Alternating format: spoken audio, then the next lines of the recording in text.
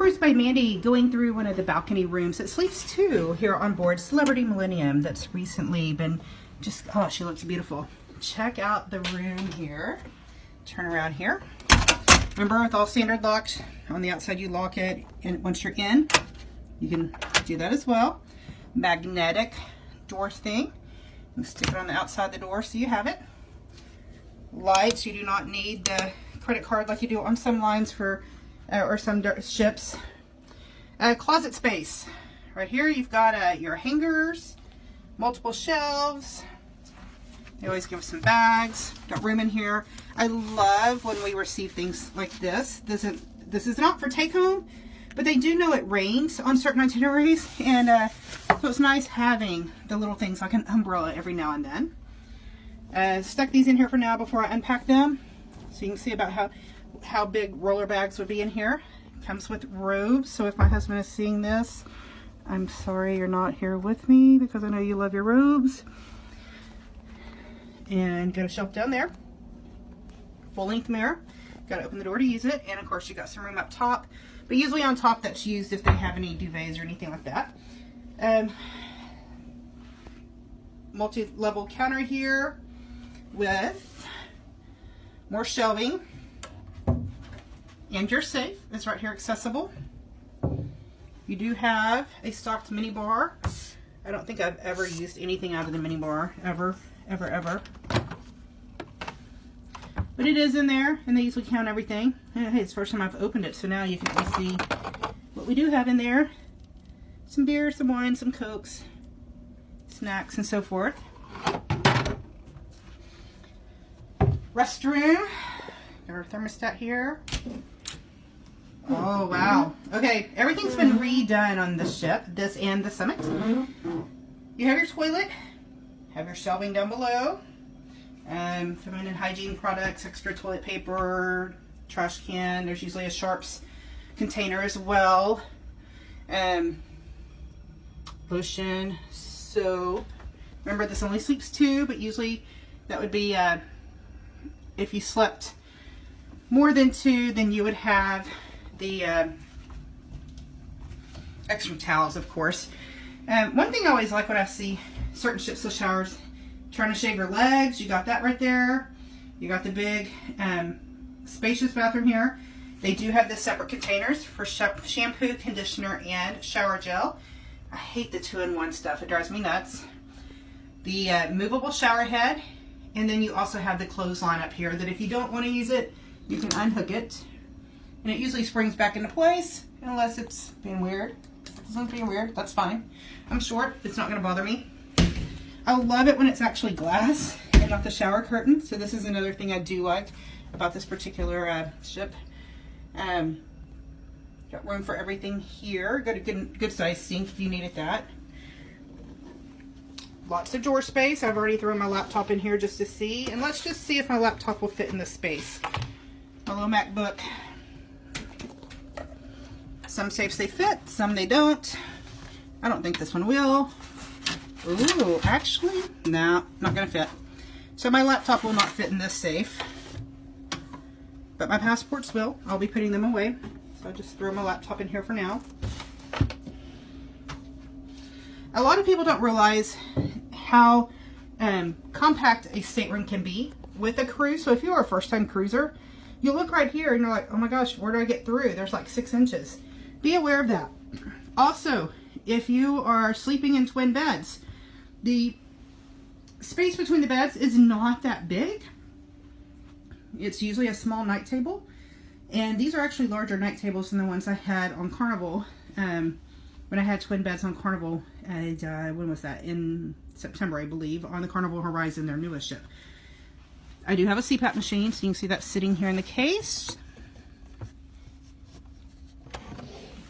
Small nightstand drawers. So the twins are convertible, which means you can set them apart as twins, or you can put them together as one large king, and they are rounded here. So if the beds had been together, then that nightstand would have been moved over here to the other side, and it would have given more room to squeeze through right here. This is my leg. So you don't have much room at all. And a lot of people do get on a ship and they get very upset that there's not, 400 square feet in their cheapest balcony room they booked. So do realize that a standard, balcony room on a ship is usually 150 to maybe 180 square feet plus your outdoor space. They are not the spacious of things unless you're going more on the luxury end of the lines. And usually with the luxury end of the lines, you're paying a little bit more, or quite a bit more. Got the seating area here to watch Alaska go by. The desk area. Multiple drawers.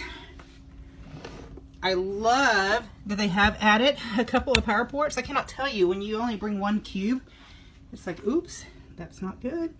We've done select dining, got all that. Looks like we have all our short excursions here waiting for us. Yep, I always have the tickets in there. So I'll open those up, got my receipt so I can be reminded how much I spent. Things going on for today. More short excursions if I need to.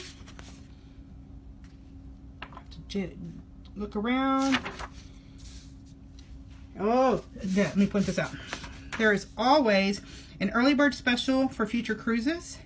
You can get extra onboard credit and sometimes get a bottle of wine. I did not buy the drink package, so I think I'll go book a cruise and get my bottle of wine. Don't tell my husband. Okay, balcony. I stress this every time I'm in a balcony.